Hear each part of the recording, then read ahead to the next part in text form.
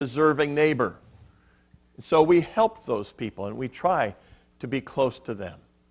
Verses 17 and 20 point out the irony that we hate schemers, and yet at the same time we love the rich and we shun the poor.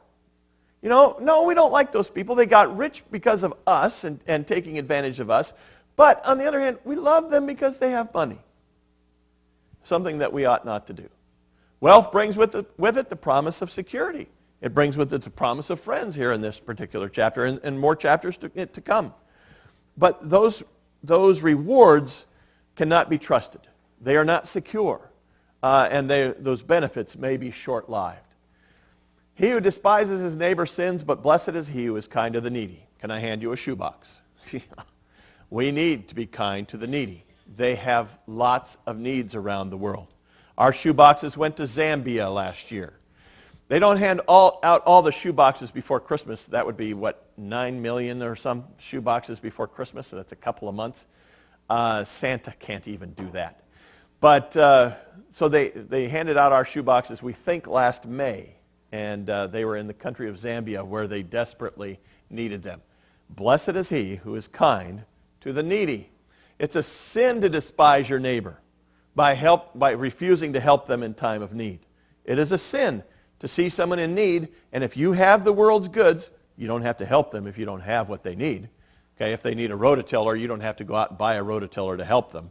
Okay, but if they have if you have what they need, it's a sin not to help them. Verses 2, way back in this chapter, and 21, are similar in intent because they both talk about the fact that if you hate God, you need to love your neighbor. And if you despise the poor, you will despise, you are committing a sin against God. The saying turns to the responsibility of those who help or fail them. It's our job. Now, there are lots of verses in the proverb about why poor people got that way. And it says lots of things about lazy, and we need to help the lazy, but we need to help them to work. But those people who are poor, because that's the way the world is, we need to help them. The rich may have many friends, but the one who is kind is blessed. We need to understand that if we give out of our generosity, if we give out of our poverty, we will be blessed for what we do in this world. Do not those who plot evil go astray, but those who plan what is good find love and faithfulness. Plan what is good. Have a work plan, a business plan. If you plan what is good, you will find love and faithfulness. This is the last of the good sayings in this chapter. There have been 4 of them, and they're trying to tell us what is good in this world. This one pairs good and evil in a contrast that we saw back in verse 19 as well. Those who plan evil are rewarded for going astray. For those of you who are older, you know that this is evil. For those of you younger, that was Dr. Evil up there. This is Bela Lugosi, who was the first vampire. I'm in a real Halloween kind of mood. And if we plan evil, we will be rewarded with the consequences. It is better to plan for good, and then puppies will bring you flowers. I think that's the implication of that slide. If you plan for good, you will be rewarded with love and the things of this world. All hard work brings a profit, but mere talk leads only to poverty. That's a pile of writs, and there is an ant right underneath there. He is working hard. I don't know if you can see the ant. He's in there somewhere. My laser isn't working. There it is. We need to understand that mere talk, if we just talk a good game. Now, talking isn't bad, but if we never do anything, that's bad.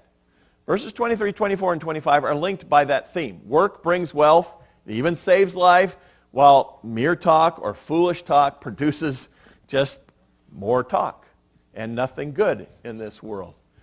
In 23, the contrast of mere talk and effort is that of intention and follow-through, emptiness and payoff.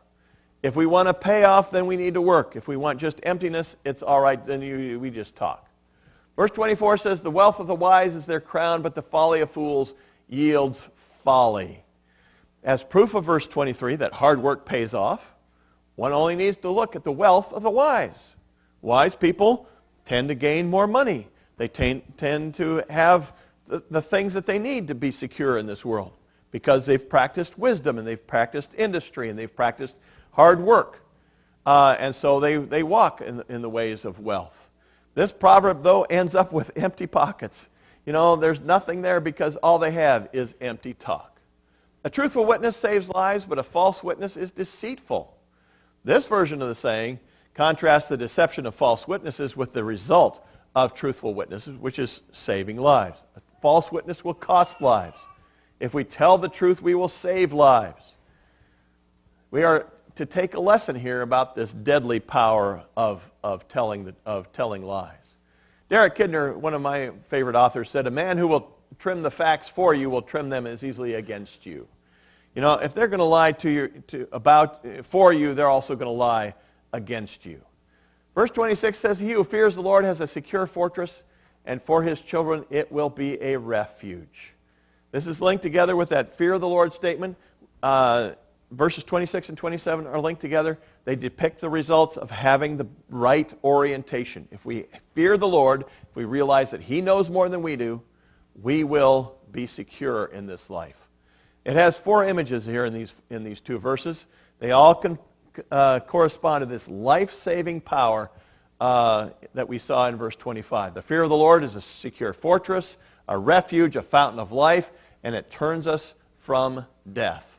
The fortress is a confidence or reliance in which we can trust. If we have the fear of the Lord, nothing can assail us. Or the things that assail us, actually, will never get through, will never harm us in any significant way. And given the dangers coming from those who plan evil and a lie, which we just saw in the previous verses, we need a refuge. We need a refuge from those people who are not wise, who are not following after what the Lord has to say. The fear of the Lord is a fountain of life, turning a man from the snares of death. Now this is virtually identical with the one we saw in a previous chapter, except there the teaching of the wise is a fountain of life, and here it is the fear of the Lord that is a fountain of life.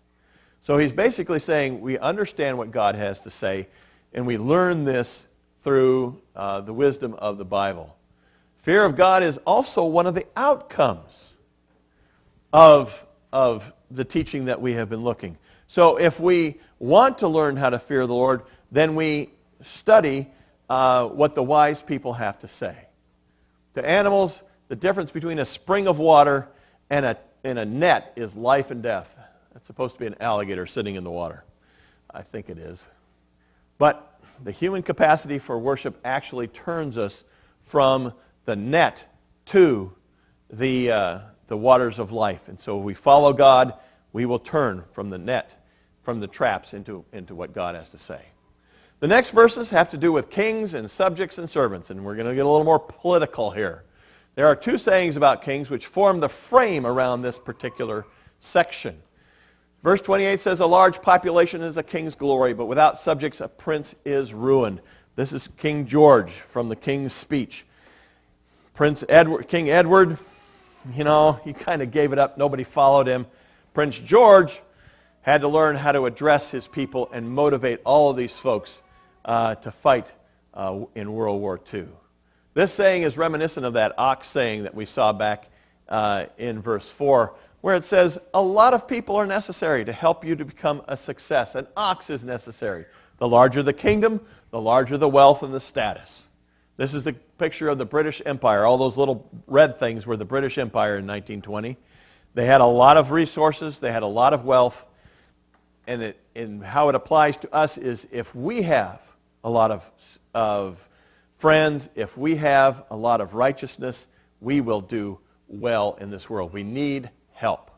The second line turns the observation around to show that even a ruler's power is dependent upon the relationships that are there.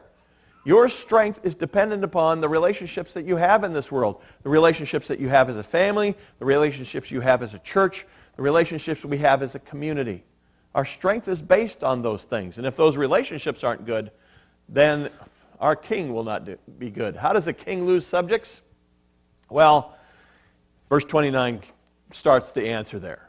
A patient man has great understanding, but a quick-tempered man displays folly. King loses subjects because he is a quick-tempered because they have quick-tempered men.